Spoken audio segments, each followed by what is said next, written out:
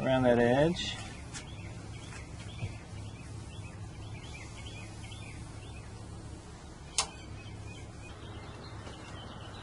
Okay, so our edge is all primered. Put my cap back on it.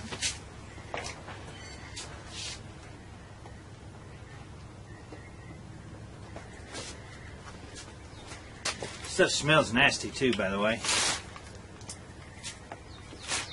Okay, now we're going to go ahead and put our inner molding on the back side.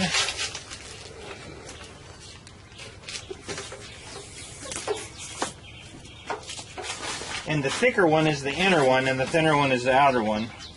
Believe me, it took me a minute to figure that out. So you're just going to go around the edge.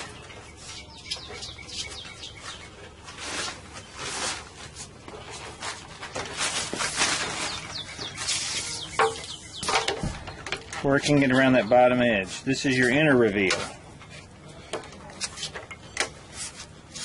Making sure that it's all the way down. It's pretty it's really just